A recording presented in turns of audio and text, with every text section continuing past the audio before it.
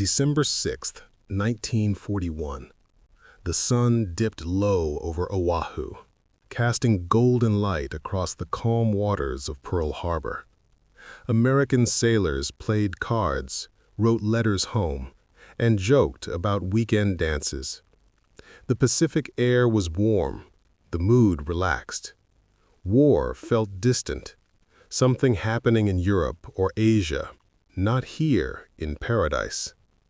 But 230 miles north of Hawaii, 6 Japanese aircraft carriers sliced through the ocean, cloaked in radio silence. Aboard them, over 350 aircraft, meticulously prepared for a surprise attack. Their target? The America's heart of the Pacific Fleet. The United States and Japan had been on a collision course for years. Japan's imperial ambitions in China and Southeast Asia clashed with American interests. When the U.S. imposed an oil embargo in July 1941, Japan saw it as an existential threat. Without oil, their war machine would grind to a halt. Diplomatic talks dragged on in Washington, but Japan had already made its decision. Admiral Isoroku Yamamoto, architect of the attack, believed a swift, crippling blow could neutralize the U.S. Navy long enough for Japan to dominate the Pacific. Back in Hawaii, warnings had been missed. Intelligence hinted at something big, but no one expected Pearl Harbor. The base was considered too shallow for torpedoes, too far for a surprise strike. American commanders, Admiral Husband Kimmel and General Walter Short, were caught off guard. As night fell, sailors slept soundly in their bunks. The battleships Arizona, Oklahoma, West Virginia, and others rested quietly in Battleship Row. The next morning, everything would change. The sky over Pearl Harbor was clear. Church bells rang across Oahu. Sailors were just waking up, grabbing breakfast, preparing for a quiet Sunday. Then, the roar of engines. From the north, a wave of Japanese aircraft thundered into view. Mitsubishi A6M0 fighters, Nakajima B5N torpedo bombers, and Aichi D3A dive bombers, over 180 planes in the first wave, descended like hawks. The attack was surgical. The Japanese pilots had trained for months. Their targets? The battleships lined up in Battleship Row, the airfields at Hickam, Wheeler, and Bellows, and the dry docks and fuel depots. Torpedoes sliced through the harbor's waters. Bombs fell like rain. The USS Oklahoma was hit and capsized within minutes. The USS West Virginia took 7 torpedoes. The USS California sank slowly, trapping dozens below deck. The air was filled with smoke, screams, and chaos. Sailors scrambled for weapons, but many were caught in their bunks. Anti-aircraft guns were unmanned. Ammunition was locked away. The base was unprepared. Japanese pilot Mitsuo Fuchida, who led the first wave, famously radioed back, "Tora, Tora, Tora," meaning tiger, tiger, tiger, a signal that complete surprise had been achieved. The second wave arrived at 8:40 a.m., another 170 aircraft. More destruction. Hangars exploded, planes were destroyed on the ground. Hospitals overflowed. Civilians were caught in the crossfire. In just under 2 hours, the Japanese had crippled the Pacific Fleet. 8 battleships were damaged or destroyed. Over 300 aircraft were lost. Thousands were dead or wounded. But one target was missed: the American aircraft carriers. The USS Enterprise, Lexington, and Saratoga were not in port. Their survival would prove critical in the battles to come. Pearl Harbor was left burning. The water was slick with oil and blood. The sky, once peaceful, was now a canvas of smoke and fire. America had been caught sleeping, but it would not stay asleep. A Japanese high-altitude bomber released its payload over Battleship Row. The bomb pierced the deck of the USS Arizona, igniting the forward ammunition magazine. The result was catastrophic. A massive explosion tore through the ship, lifting it out of the water and sending a fireball into the sky. In seconds, over 1,000 men were killed. Many were trapped below deck. Their bodies never recovered. The blast was so powerful, it shattered windows miles away and sent shockwaves across the harbor. The Arizona burned for 2 days. Thick black smoke curled into the sky, visible from every corner of Oahu.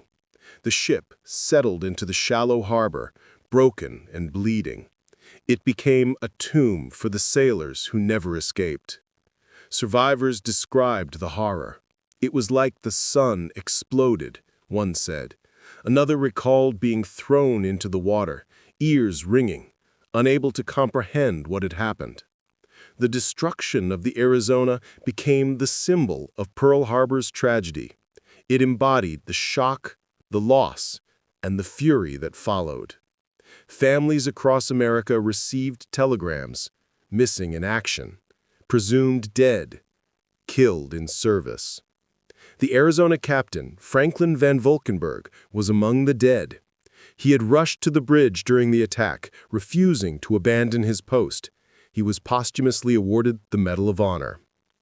Today, the wreck of the USS Arizona remains beneath the waters of Pearl Harbor.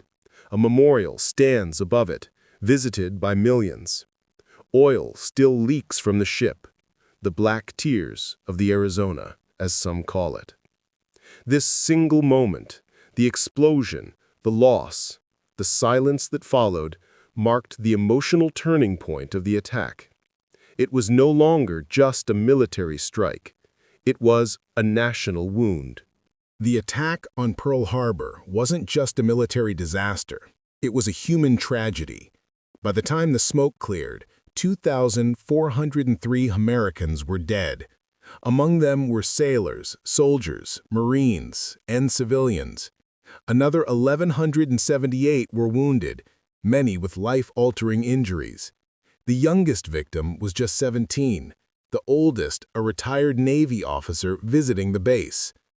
Hospitals overflowed. Medics worked without rest, improvising with what little supplies they had.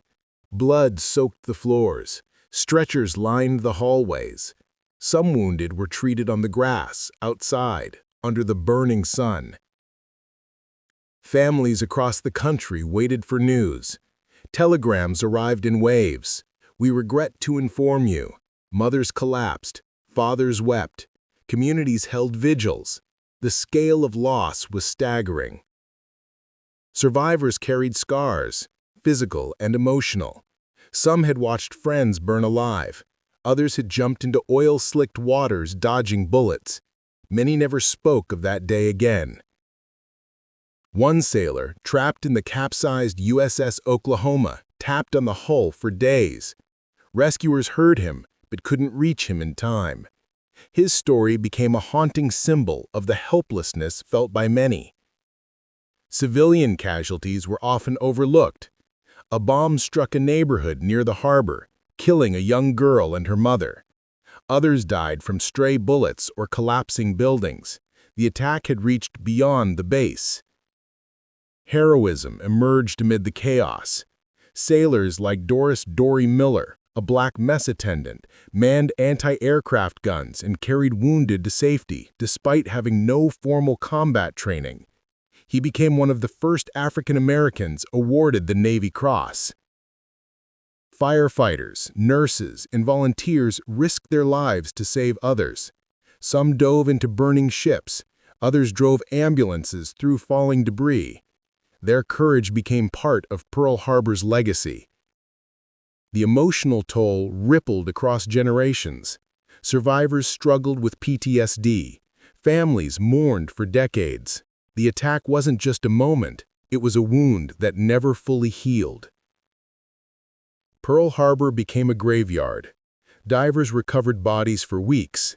Some were never found. Memorials were built, names etched in stone. Silence became sacred. This was the cost of war, not just ships and planes, but lives, dreams, futures. Pearl Harbor was a wake-up call, and America would never forget.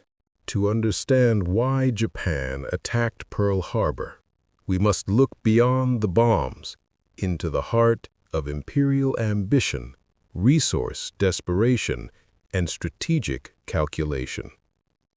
In the 1930s, Japan had transformed into a military powerhouse. It invaded Manchuria in 1931, China in 1937, and eyed Southeast Asia for its rich resources. But the U.S. stood in the way. America condemned Japan's aggression and imposed economic sanctions. In July 1941, the U.S. froze Japanese assets and cut off oil exports, a move that threatened Japan's survival. Without oil, Japan's Navy and Air Force would grind to a halt. Japan faced a choice: retreat from its conquests or secure resources by force. It chose war.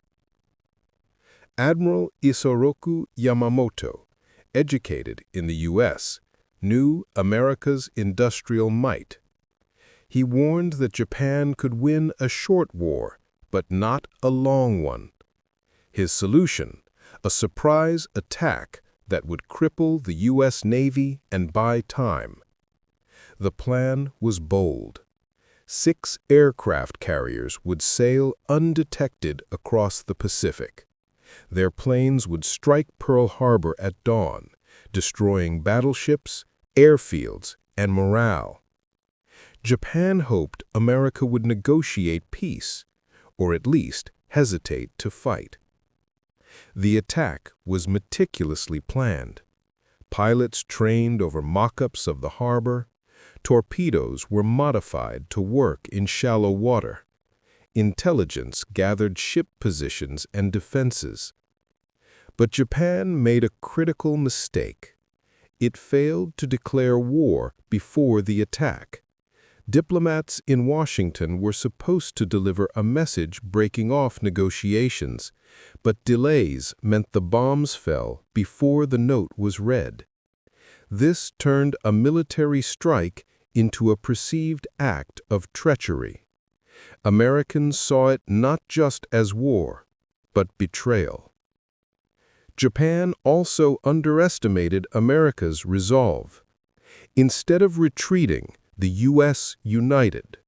Factories roared to life. Young men enlisted in droves.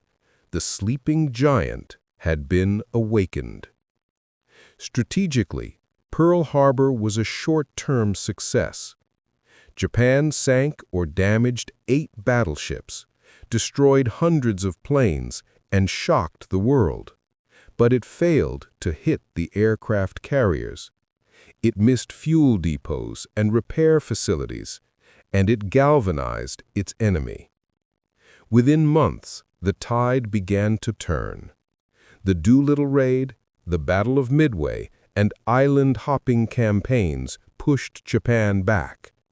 The empire that struck first would eventually fall. Pearl Harbor was the spark, but Japan's strategy was the match.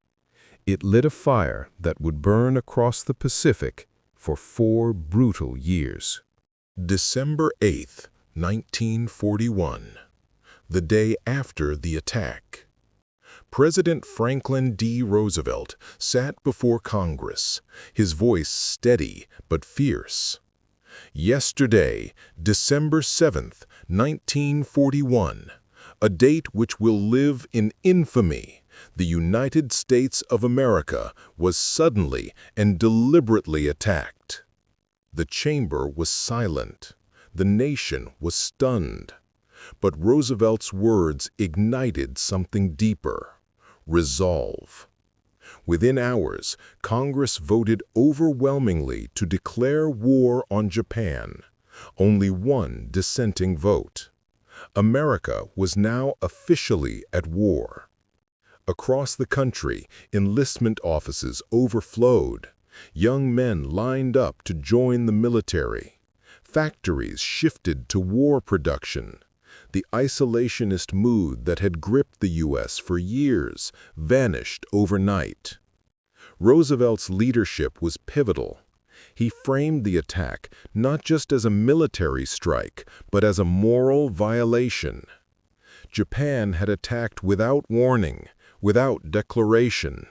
It was treachery, and Americans would respond. His speech was broadcast nationwide. Families huddled around radios. Some cried, others clenched fists. The sleeping giant had been awakened. Roosevelt also began preparing for a broader conflict. He knew Japan was not acting alone. Germany and Italy, Japan's Axis partners, declared war on the U.S. days later. The war had become global. In response, Roosevelt forged alliances. Britain, already fighting Hitler, welcomed America's entry. The Soviet Union, though wary, saw a new front opening. The Allies began to take shape. Roosevelt's fireside chats, informal radio addresses, kept Americans informed and inspired.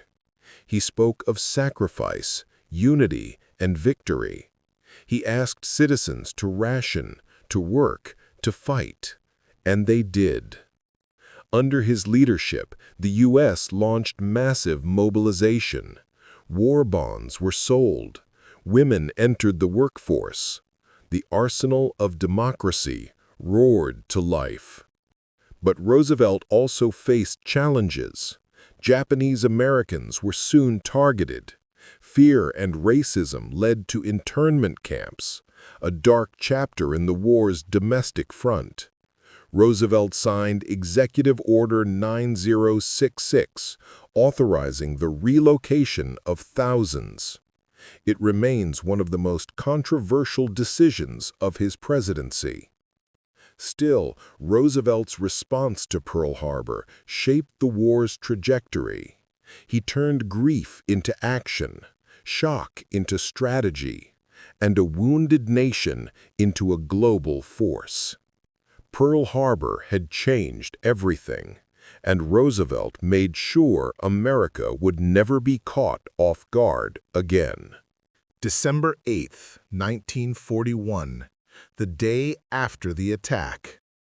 President Franklin D. Roosevelt sat before Congress, his voice steady but fierce. Yesterday, he declared, December 7, 1941, a date which will live in infamy, the United States of America was suddenly and deliberately attacked. The chamber was silent. The nation was stunned. But Roosevelt's words ignited something deeper: resolve. Within hours, Congress voted overwhelmingly to declare war on Japan. Only one dissenting vote. America was now officially at war. Across the country, enlistment offices overflowed. Young men lined up to join the military. Factories shifted to war production. The isolationist mood that had gripped the U.S. for years vanished overnight. Roosevelt's leadership was pivotal. He framed the attack not just as a military strike, but as a moral violation. Japan had attacked without warning, without declaration.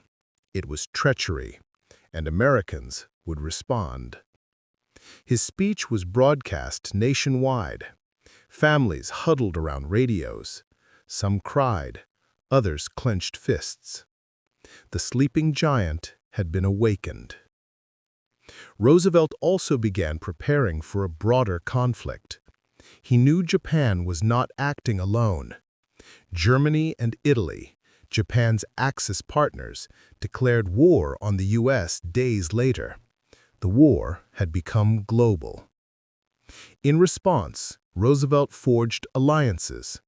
Britain, already fighting Hitler, welcomed America's entry. The Soviet Union, though wary, saw a new front opening. The Allies began to take shape. Roosevelt's fireside chats, informal radio addresses, kept Americans informed and inspired. He spoke of sacrifice, unity, and victory. He asked citizens to ration, to work, to fight. And they did. Under his leadership, the U.S. launched massive mobilization. War bonds were sold. Women entered the workforce. The arsenal of democracy roared to life. But Roosevelt also faced challenges. Japanese Americans were soon targeted. Fear and racism led to— Within days of the attack, global alliances shifted. On December 11, 1941, Germany and Italy declared war on the United States. The Axis powers had gambled that America would be too stunned to respond. They were wrong. The U.S. now faced a two-front war, in the Pacific against Japan and in Europe against Hitler's forces. The conflict had become truly global. Britain, already deep in battle, welcomed America's entry. Winston Churchill later wrote that he slept the sleep of the saved and thankful upon hearing the news. The Allies had gained a powerful partner. The Soviet Union, fighting a brutal war against Germany, saw new hope. Though tensions remained, the U.S. began supplying weapons and aid through the Lend-Lease program. The world's major powers were now locked in a deadly embrace. In Asia, Japan expanded rapidly. It seized Guam, Wake Island, Hong Kong, and the Philippines. American and Filipino forces fought valiantly but were overwhelmed. The Bataan Death March, where thousands of prisoners were forced to walk 65 miles under brutal conditions, became a symbol of Japanese cruelty. Australia and New Zealand braced for invasion. British colonies in Southeast Asia fell one by one. The Pacific was on fire. But Pearl Harbor had awakened something deeper: unity. Nations that had once hesitated now committed fully. Canada, Australia, and others joined the fight. Resistance movements grew. The world was no longer watching, it was fighting. Pearl Harbor also reshaped military strategy. The age of battleships was fading. Aircraft carriers, which had survived the attack, became the new kings of naval warfare. Air power, mobility, and intelligence would define the coming battles. Technology accelerated. Radar, code breaking, and atomic research surged. The war became a race, not just of armies, but of innovation. Pearl Harbor also changed diplomacy.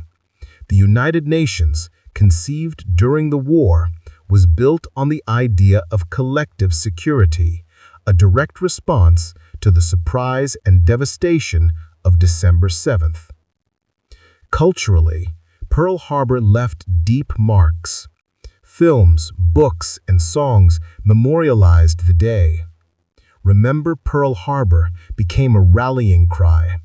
Propaganda surged. Patriotism soared. But so did fear. Japanese Americans were viewed with suspicion.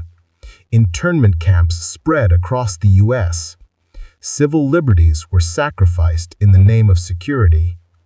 The war had brought unity, but also division. Globally, Pearl Harbor was a signal. No nation was safe. No ocean was wide enough. The world had entered a new era, one of total war. And it all began with a quiet Sunday morning in Hawaii. Time has passed. Decades have rolled by. But the memory of Pearl Harbor remains etched in the soul of a nation.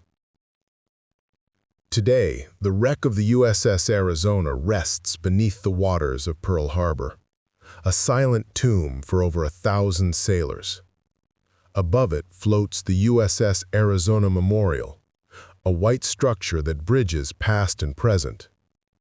Visitors stand in silence, gazing down at the rusting hull. Some cry, others salute. All remember. Oil still seeps from the ship, drop by drop, known as the black tears of the Arizona. It's a haunting reminder that history lives on. Every December 7th, ceremonies are held. Survivors return, now elderly, their uniforms faded but their memories sharp. They speak of friends lost, of bravery witnessed, of a day that changed everything. The attack on Pearl Harbor became a defining moment in American identity. It marked the end of isolationism and the beginning of global leadership. It forged a generation, the greatest generation, who fought across oceans and rebuilt a shattered world. Schools teach the story. Museums preserve the artifacts. Films and books retell the events. But beyond the facts and figures lies something deeper, a legacy of sacrifice. Pearl Harbor taught hard lessons about preparedness, about unity, about the cost of freedom. It showed that peace can be shattered in an instant, and that resilience is born in fire. The survivors carried those lessons. Many became leaders, teachers, parents. They built lives from the ashes. Their stories remind us that history isn't just dates, it's people. In Hawaii, the harbor still bustles with ships, but beneath the surface, the past sleeps. Divers visit the wrecks. Historians study the records. Families trace names on memorial walls. The attack also sparked reconciliation. Decades later, Japanese and American veterans met, shook hands, and shared stories. Pain gave way to understanding. Enemies became allies. Today, Japan and the US are close partners. The war is over, but the memory remains. Pearl Harbor is more than a place. It's a symbol of loss, of courage, of awakening. And as long as the Arizona leaks its tears, as long as the memorial stands, as long as stories are told, the world will remember.